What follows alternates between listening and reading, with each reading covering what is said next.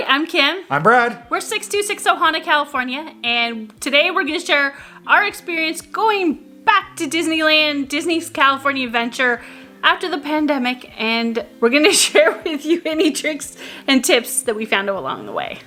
Okay, so yeah, we're going to cover everything that we've gone through, and then plus some stuff that we may have not gone through, just to give you the information. And some of it's just kind of our personal, what we observed that might make your trip a little bit better. So let's start out with getting tickets. Yeah, that was a mess. Yeah. So you have to go on the app and actually buy your tickets for the days you want to go before you make a park reservation. So you actually buy the tickets and then you see what's available. So if you had something set in mind and it was a busy weekend, like a holiday weekend or something like that, it may be difficult. Yeah, so what you can do is actually check online and see if there's reservations open for that date first, but you can't make the reservation until you buy your tickets first. If that makes sense, it's a little hard. Yes. And I wish Disney would change it. And unfortunately, we've actually heard of people that are waiting over 12 hours when they just release tickets to try to get tickets. So they're going to be hard to get to. Yeah, that's the downside. Luckily, we were able to get tickets 2 days in a row because we got a 2-day single park tickets. Yeah, and that's another thing to be aware of, that you can buy park hopper tickets, and they're additional $50 or so more, but there are restrictions on that park hopping. First of all, you can't go over to the other park till after 1 o'clock. Yes, and then for after that 1 o'clock, so say if you went to Disney California Adventure, and then at 1 o'clock, you can go over to Disneyland. But if Disneyland's at capacity, you can't get in. Yeah, that might be kind of hard. I don't know what they do if you can't park hop and you paid for a park hopper. Yeah, I think it's just a chance that you take, so be aware of it. But if you're only going to Disney one day, it could be a way to go. And we'll get into that later in the video as we explain. As far as getting into the park, not much has changed. With parking, we ended up staying at the Villas Grand Californian, which is the DVC side. So our parking was actually part of free, and we actually pulled right into the Grand Californian to park. But the parking rates are at $25 for general parking, $30 for oversized RVs, and $35 for with a trailer. So kind of check those guidelines out in the app if you want to have questions. But I would be imagining it's going to be pretty much similar to what A Touch of Disney was.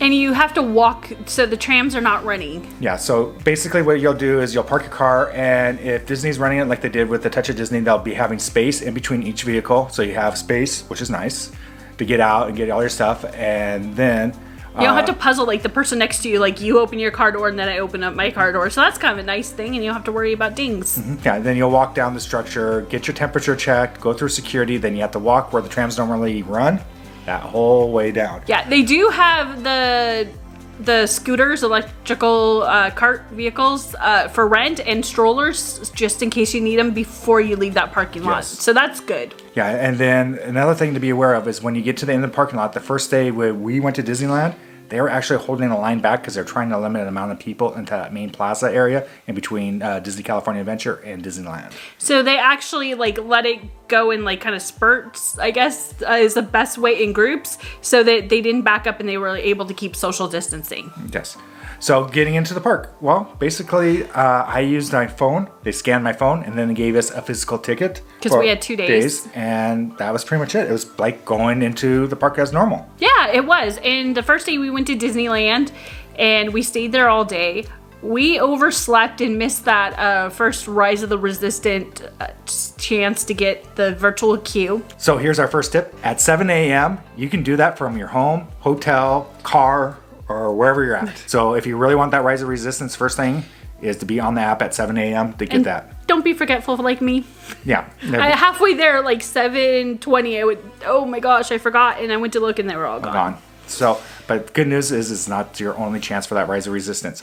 At 12 o'clock, they open another reservation system so you can try to get into the virtual queue again. And the only stipulation this time is you have to be in Disneyland Park or at Disney California Adventure and have a reservation for a park hopper or Disneyland. But the one thing is, if you're over Disney California Adventure, it doesn't mean because you got the virtual queue that means they're automatically going to let you over Disneyland. They have to have the capacity to let you in. Again, like we said earlier, it depends on the capacity of Disneyland at that moment. And Disneyland, when we were there, truthfully, was busy. It was. First thing is, of course, we walked down Main Street and it was amazing. Just all that feeling of rush and the nostalgia and just the happiness of being back in the parks was amazing. Yeah, being over a year, not in the parks, it's been a long time. Yeah, I can't remember the last time. It's been over a year since I've been in Disneyland. And it's funny because last park I actually was at was Magic Kingdom in Florida, and it felt weird to me. Yeah, I don't think you'd been in probably 14, 15 months. Yeah, great thing is it does feel busy, but it's not as bad as you think it would be. So yeah, we went on Peter Pan, and it was only a 10-minute wait. So 10 minutes for Peter Pan, come on. Right, and riding through and seeing our favorite, it was really nice to be back on Peter Pan. And after that, we went over to Pirates of the Caribbean because I wanted to get on that. I heard that could be a longer line. That was only, 10, 15 minutes we waited? yeah, and the thing is with that 10 to 15 minutes, the line actually, if you're used to what Disneyland used to look like, that 10 to 15 minute line looks like the line that was when it was over an hour wait. Like the old spring break and summer lines that they snake back around New Orleans Square. But the kind of cool thing is, look up and on over the terrace where Walt's apartment was over there, over where they do the Royal 21, is they had Tiana up on that balcony. Yeah, so that was kind of cool to see her over there. As far as wait times, is pay attention to those wait times because they are very accurate. Yes, they are. And then after that, we went over to Haunted Mansion, and kind of a cool thing is we got to see the secret room. Yeah, this is a different thing they're doing. So, because the Haunted Mansion line was probably at that time about, I would say 25, 30 minutes. It was a long wait. And because everybody was waiting for the stretching room, which if you don't know what the stretching room is, you're going to want to go on it and do the stretching room first. But for the second time you go through, they have a back entrance. So it's called the secret entrance or the secret door. And we had to go up and knock on the door, and they opened it. And then we went down. They had it all designed kind of cool. It took you right up to the line right by the dune buggies. Yeah, so this was actually really short. It was kind of nice actually because you got in there and you didn't have to worry about everybody rushing out of that room trying to get to the dune buggies. You just walked right onto the ride. And it was cool. So it was something different. Who knows how long they're going to keep it. So we obviously wanted to try something different and new. So hopefully it's still there while you're there. It's a neat experience if you for something backstage, I guess the way to put it. And also, it made the ride wait probably about 5 minutes. Yeah, we pretty much walked right on. And they'll ask you at the thing, would you like to do the secret room? Or would you like to do the stretching room? Well, they also say you have to be able to do stairs. So if you can't do stairs, you got to do the stretching room. Yes. And also, if you don't mind skipping the stretching room. Yes. So that's how you get the secret entrance, the secret door, which is kind of fun. So after that, we went to Indiana Jones. So Indiana Jones is kind of a strange line. The queue. And the queues, we were noticing this in several different queues, is they're really wrapping you around. So normally where they would close off lines and make it shorter for you to get into line. And you usually stand in line. So this time you're moving through the line. So this time they're not doing that. They're just keeping you walking through all these mazes. We actually started down by the entrance of Indiana Jones. Went left and ended up going through all of the Jungle Cruise queue. So upstairs, downstairs, upstairs, downstairs. And back around and back through the Indiana queue. Now, the thing is that we did go inside the building, but they did try to keep you very socially distanced, and the lines wasn't bad once you got in the building. No, and usually that big room where you used to be able to see the Eeyore parking sign, you just walk through there. They don't have that little pre-show. That pre-show film, and so you just kind of walk right through there, you go up there, and all in all, really, I think they said it was about a 25-minute wait at that time, and it was pretty accurate. It was, but it was so much fun to be back. I love Indiana Jones, and it's kind of nice because you have your own row per party, plus the skipped in between with the plexiglass, and we got the front row, so that was nice. Other rides we ended up doing, Small World. And that ended up being one of our longer waits. It did, actually, and it switched back more. It seemed like there wasn't as much distance between the lines, but it was it was really long. And the reason you're seeing some of these ones are longer and some of them are shorter is because, like Peter Pan, you're a party in the car, so you only can fit so many people in the vehicle. Mm-hmm. As with Small World and Indiana Jones, that they separated rows, so you actually had space in between the rows, so it does end per party. So it does make a difference on the wait time because of how many people they could put in those vehicles. Okay, and then we went on Roger Rabbit's Toon Spin, and we walked right on. That was no wait. It was basically right on. And same thing, we went on Pinocchio, no wait. We walked on. Mr. Toad's Wild Ride was. I think we waited like 2 minutes. Yeah, it wasn't that. Maybe 5 minutes. Okay, maybe 5, but it wasn't anything that you would be like, oh, it's awful. Winnie Pooh. We went on Winnie the Pooh. That was about That might have been a little bit That longer. might have been 10 10 minutes. We got on Splash and Mountain, and we went really early, which I think that was a 10, 15-minute wait. Yeah, because by the later afternoon, it got up to, I think it was about a 40-minute wait or so. It was hot though, so it felt nice to go on Splash Mountain. Yeah, and again, you're still going to get wet on Splash Mountain. It's Splash Mountain. But it wasn't like Jurassic World where we got soaked. So it was refreshing, but not where you're walking around squishy all day in your shoes and your jeans or anything. So it was okay. Yeah, we definitely wanted to see that before they do the switch over. Yeah. A little nostalgia there. And then we also got the new reimagined Snow White. Yeah. Is that what you put it? Enchanted Snow White. It's a really...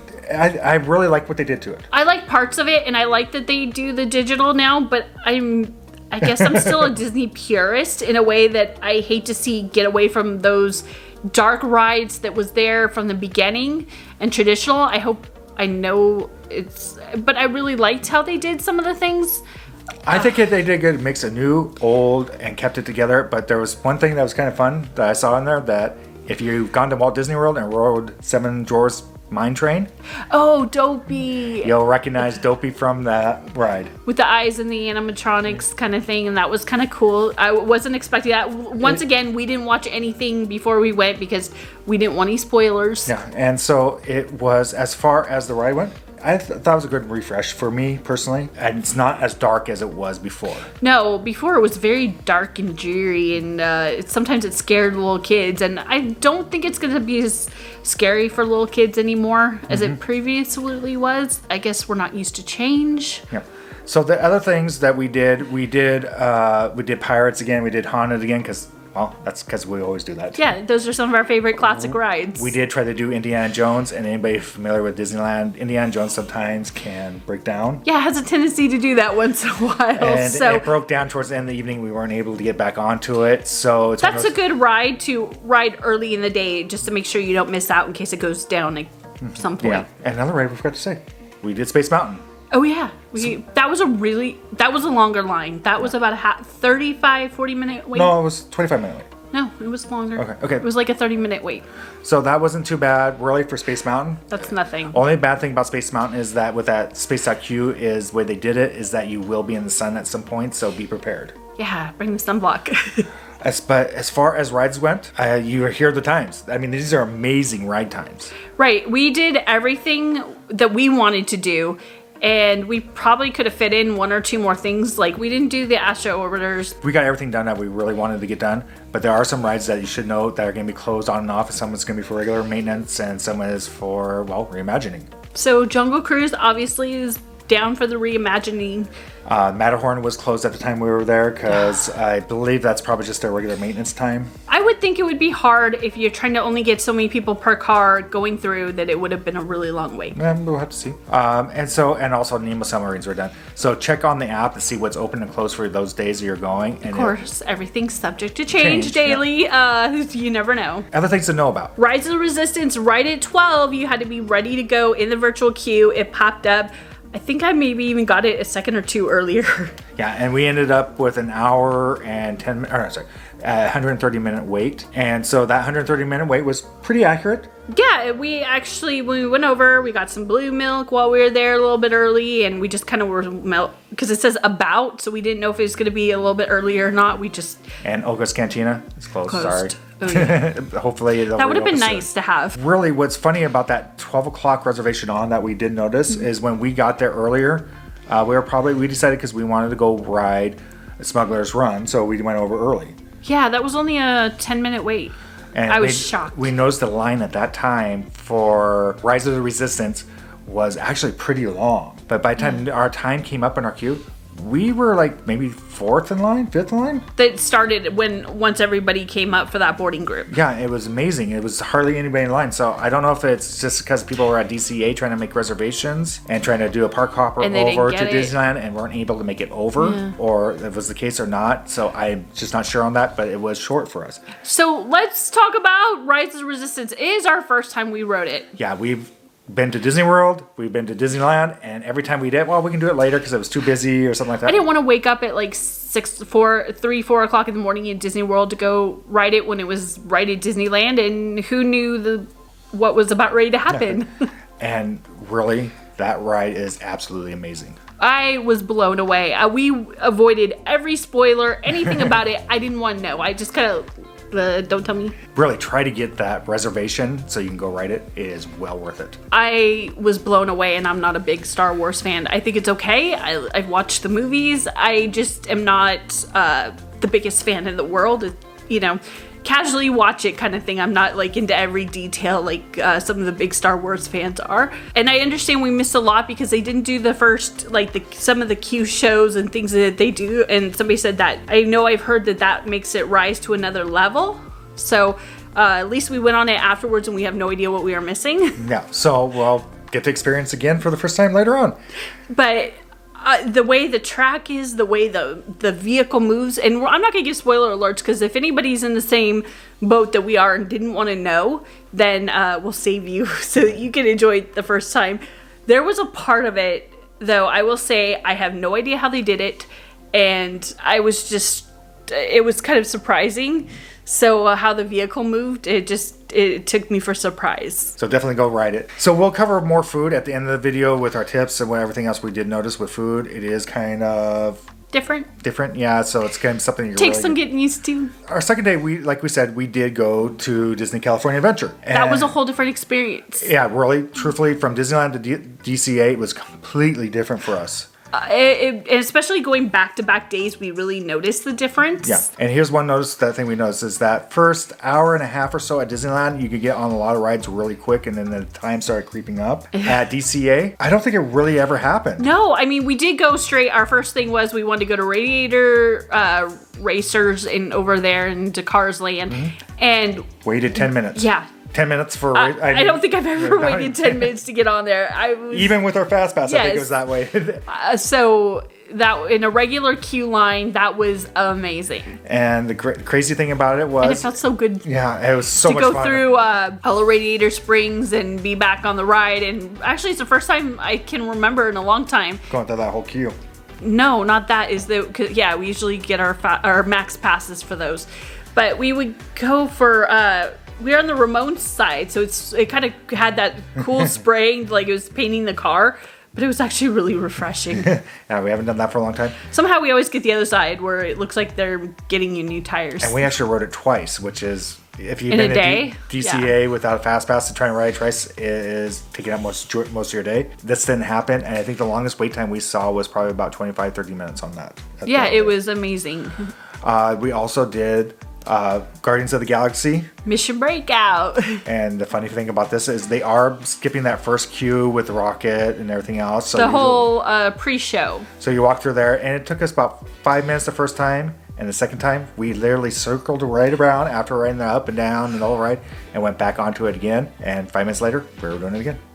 We actually, throughout the day, we rode it 4 times. Who at Disney's California Adventure before got to ride Guardian of the Galaxy's Mission Breakout 4 times because it's usually an hour-plus line. Yeah. So I definitely had a good time rocking out, and that whole drop and the screaming, it was very cathartic. We also went over and rode Monsters. So Mike and Sully's to the rescue. And that a couple 5 minutes. Yeah, we pretty much walked on. That was so simple. Then we went over to the Incredicoaster, and again, another 5-minute wait. I wanted to go again. Brad didn't want to. That's fine. But it was just kind of like, I think he was holding the camera when we did it, so he's banging around a little bit more on the road on Incredicoaster. But the only bad thing is, I love Incredicoaster. I could ride it over and over and over again. But during the ride, they released that Jack Jack's cookie set into the air, and Jack Jack's Num Nums is closed. Yeah. And we'll get more into the closings and everything else in a little bit. Yeah, but if you can't, it's hard to get off the Incredicoaster without wanting a Jack Jack's Num Num. And then soaring around the world. First time was 15 minutes, but the rest of the day was probably one of the longer lines. And that's because of the ride limitations, because when you get on the ride, they are skipping the rows. They're trying to only put so many parties in each row. They do have plexiglass up, so it is like they're preparing to have more. It was, and we were party 2, and there's another couple, so literally we were all the way to the left, they were all the way to the right, so there was like 4 or 5 seats in between us, plus the plexiglass. But they did load row 1 and row 2 and left row 3 empty, so they didn't skip that every other row like they've done on other rides. Yeah, it was great to ride it. It was fun. Still wish it was soaring over California, but that's just me. Yeah, we are a strong proponent of soaring over California should be DCA, and over at Epcot should be soaring over the world. But, you know, it's nice if we had both versions out because we still love soaring over California. And the truth is we did 8 rides in almost the first few hours. Yeah, it was like, and then we ended up taking a break and we got some snacks from Cozy Cone. It also forced us to do some rides that we haven't done for a long time. Yeah. Goofy's Flight School we did. Okay, that's really okay, I don't ever remember going on this ride really much before because we'd always be in line for everything. But for adults, that ride kind of hurts. Yeah. I don't know. What do you guys think? I'd love to see your comments below what you think about we were banging across each other. We're like, ow, ow. So really, the crowds at DCA were nothing. So this is one of our other tips. If you're only there for one day, really look at DCA as maybe your first, if you really want to get those thrill rides in, and then go over to Disneyland if you can. Or if you're doing Disneyland, try to get all the rides you can in Disneyland, then go over to DCA. I'd probably do Disneyland first and then go over to DCA just because you have lesser wait times over Disneyland in the morning. Mm-hmm. That would just be my tip, but of course it's all going to come down to what you can give reservations to. Mm-hmm. But the other thing is, we'll tell you, we stayed at the Villas at the Grand California for DVC. We only did the one night. We wish we would have done DCA first and done like the half day or just like a few hours at the end, not been at DCA and just kind of maybe gone swimming or hang out at the Grand California more. Yeah, because really we got everything done that we really wanted to get done at DCA, and we left by 2. And we had to make ourselves slow down. Yeah, we left by, I think it was 3 o'clock. And unfortunately, Hayden had a baseball game that we had to get to, so we did have to leave early. So it just kind of worked out. So that was a good day to pick DCA. I would have been upset if we would have picked Disneyland because we wouldn't have gotten as much done. So if you're finding this video helpful, please like, subscribe. And follow along with our Ohana. Okay, let's get into the weird stuff, and that would be food. And unfortunately, the put as weird. Well, wait, okay, let's clarify because Disneyland food and DCA food is good. So that's not the weird part. It's how you get your food. So there are some restaurants that are mobile order only. So you really, when you go, before you go, make sure you have the app on your phone because your phone is going to be your best friend in all this. Between that and then trying to get the Rise of the Resistance virtual queue. Yeah. First place we went to over Disneyland was the French Market. Yes. And we pre-ordered because we had heard like over at Walt Disney World that you should put in your mobile order early in the day because you can't get them when you walk up. So we were thinking it was going to kind of be like that. It was not. No. So we did the order. We put it in, and about 5 minutes before our time was to show up, it says, "Are you here?" I put, "Yes, we're here." And we had to wait about another 10 minutes for our food or so. Yes. And the bad thing was if we would have walked around the corner, we could have walked right in and got our food in half the time, and there was no line at that time at the French Market. So one of the things, they don't let you now go to the outside patio and reserve a table and get your table until you have your food in your hand. So that's another thing is to be aware of, is when you get your food, then you can sit down at a table at the patio. So where they sell the mint juleps and the beignets, they're also sharing that same patio with the French Market, so it gets really hard to get seats at times. So this is one of the examples that you can use mobile order or walk up to the restaurant. So I would turn that corner just to see how many people are in line for the restaurant. If there isn't too many people, go and just go for French Market and walk through. It is a more limited menu than normal, just to be aware of. Okay, so one thing with the French Market that we noticed with mobile order, when you get it, when you pick it up, it's like to-go food, like at a restaurant. It's in containers and it's all pre-packaged, ready to go, which seems really nice.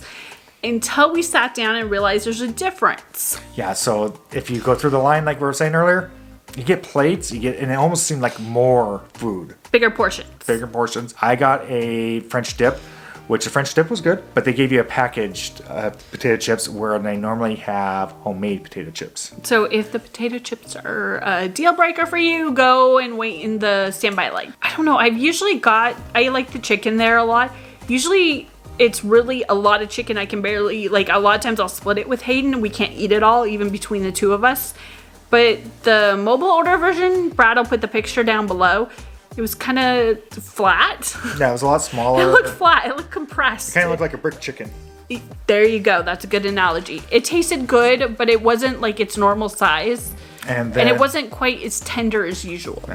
And then we got dessert, and the dessert was amazing as always. And they did have a themed dessert, which was Haunted Mansion wedding cake, which is good. Oh, that was really We good. split it, and it was awesome. And it's such a big portion for a dessert that it really is shareable. And talking about desserts and mobile order, one of the unfortunate things that is mobile order only is the Dole Whips. So normally it's over by the Tiki Room, but now you go over to Tropical Hideaway. It's only the mobile order, so that line gets a little bit longer and more difficult to pick up. And really, I didn't see an advantage of having the mobile order there because the line felt just as long. Yeah, it was a long line. We finally got up there, had to show them our mobile order. You're just doing the contactless because you're doing the mobile versus them taking payment. That's the only difference, and really. again, to sit down at a table, you have to have your food. And you had to wait, and hopefully that there was a seat available because once again it was limited seating. So another thing is to be aware of, there is more seating across the way from that Jungle Cruise than that Indiana store area. That old one, it used to be more of a store in there. There is some seating in there available in there as well. Now, Brad and I, at the end of the day, we decided to get the Holly Jolly Bakery because we were staying over at the Grand Californian, that we wanted to get some baked goods for the morning for breakfast. So I was able to mobile order it. So it was nice to be able to pick up and have that mobile app time after the park closed. Yeah, so Kim made a reservation for about 7:20 on that. And the park's closed at 7. And so we were able to pick it up and walk out the park with our food for the next morning. Now, the cinnamon roll I had was absolutely great.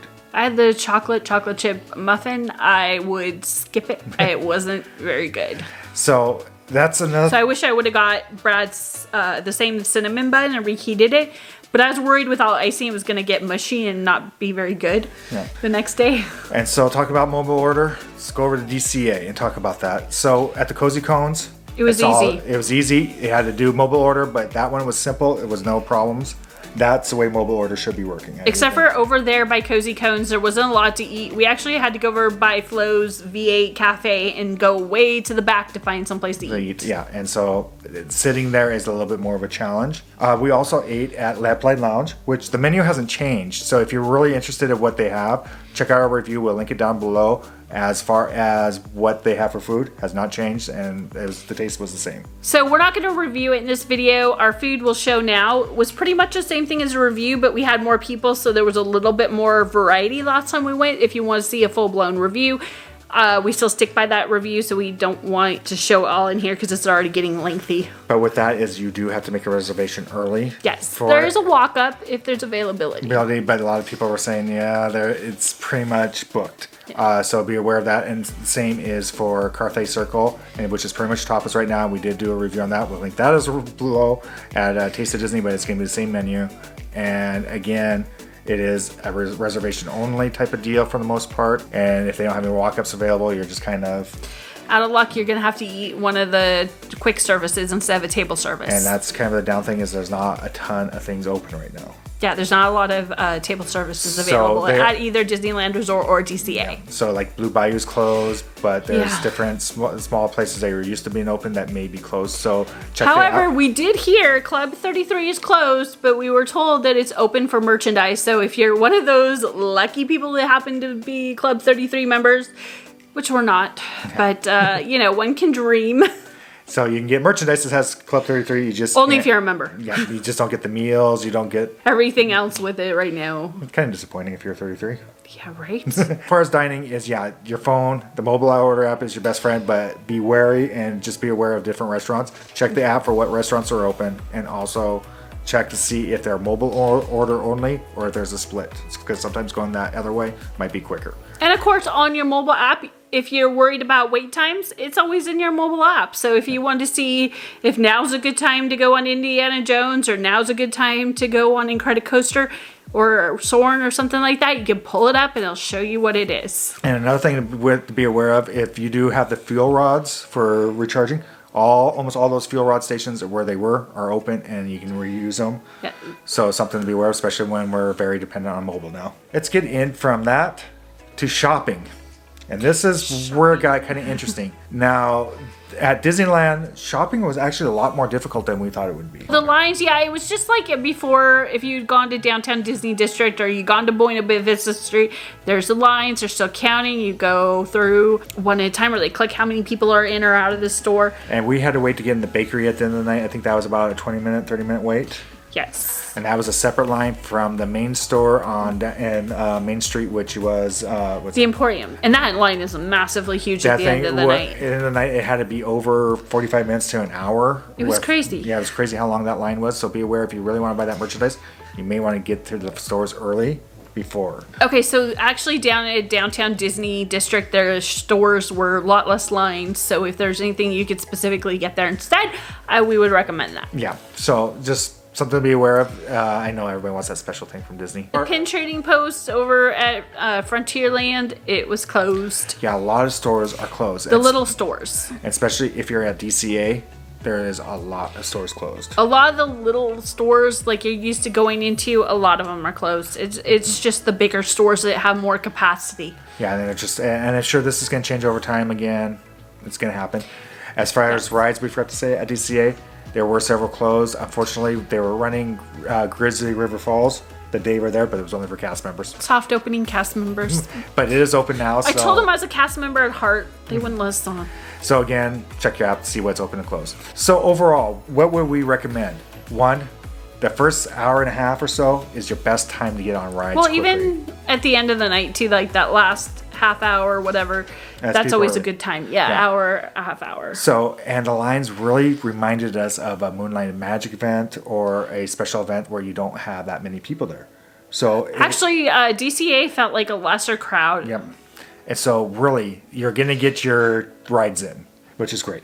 Food is mobile a little bit order. more challenging. Yeah, so something to be aware of. As far as bringing outside food and stuff like that, we are not sure. We were never...